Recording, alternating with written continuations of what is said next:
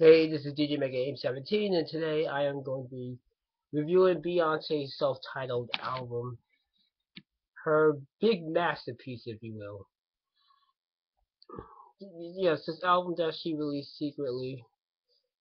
I think it was around like September, October. I forgot exactly what month it was. It was around September, October of last year, 2013. So she released this album secretly. Well, not secretly, but surprisingly, I should say. A trend that is becoming a little more annoying now because Justin Timberlake kind of did this with his 2020 experience, and then Kanye did it where he released an album where he announced that the album was coming like I think a few days before it was released, and Jay-Z did the same thing with his album.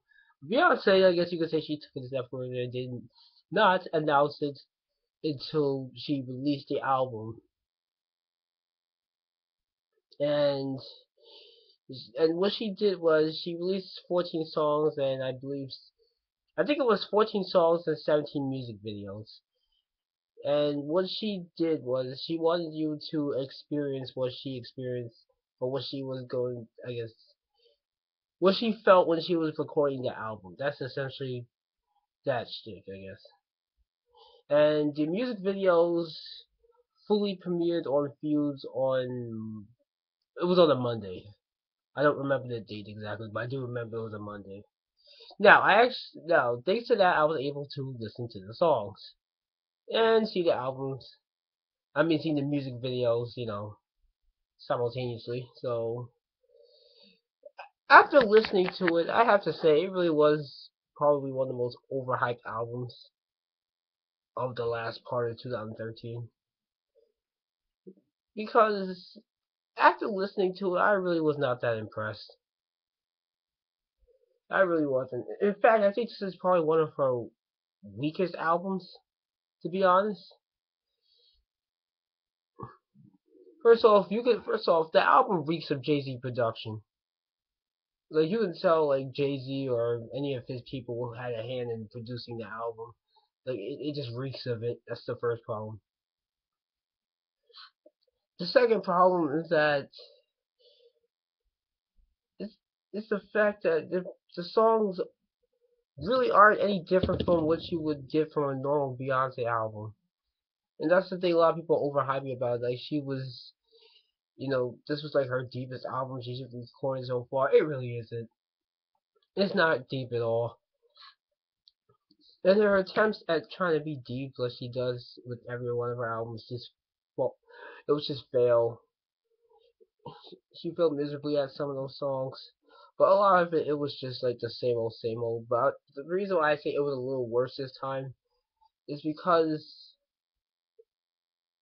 as I said, the songs I felt were trying too hard.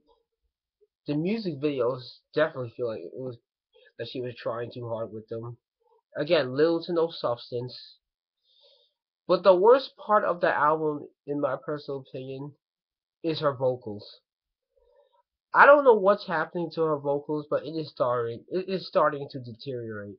I'm not sure if I'm the only one that's noticed this, but well, actually I'm not, because my younger sister noticed this too. We was listening to it and we was like, what the fudge happened here?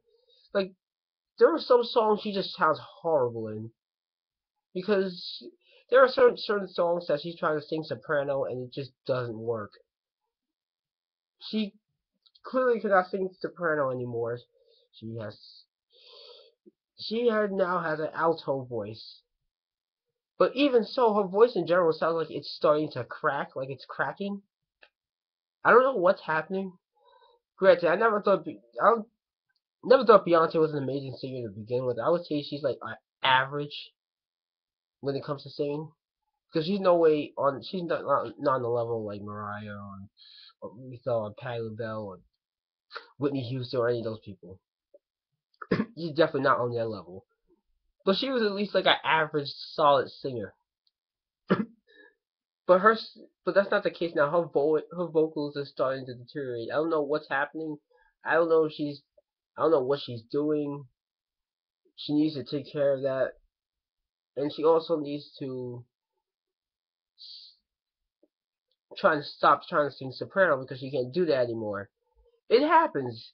You know, when you get older, sometimes your voice gets deeper and you can't sing those high vocals anymore. It happens. It is what it is.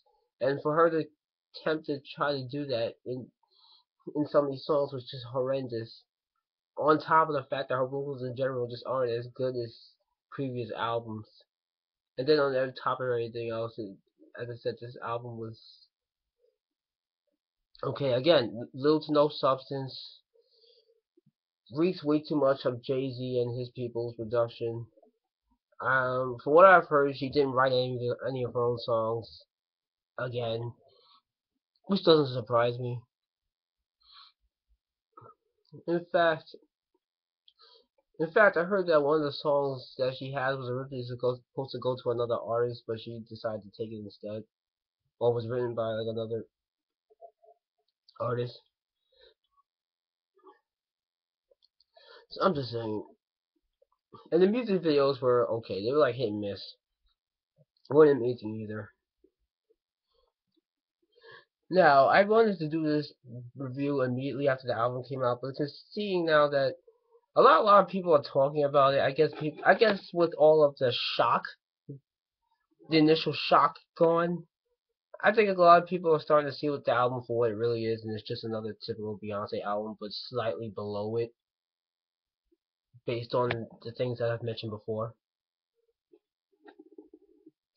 And I also heard this might be like a part one, meaning there might be a part two, like you know how Justin Timberlake split his album into two parts. I really hope that's not the case, though. I don't want a part two to this. I think what she did here was enough. I mean, as far as her like, it did well, I guess, in terms of sales. Like it was on the top 10 Billboard, so it did well in that regard. But I don't think this album's gonna be reviewed that much in the future. So that's pretty much my review. On a scale of 1 to 10, I would probably give like a 5 for like okay. It was just an okay album. I would have given it a 6 if it wasn't for like the deteriorating vocals, because everything else in this album isn't really like inherently bad. It's just typical Beyonce stuff. But that is really what brought it down, because that's really the main thing a lot of people listen to her stuff for, I guess. Well, that and just party joints. Um, yeah, that's pretty much it. It's a 5 out of 10. It was an okay album. So rate, comment, subscribe. Let me know what other albums you want me to review. I will be reviewing the Grammys soon. I haven't forgot about that. So have a good day and happy Valentine's Day.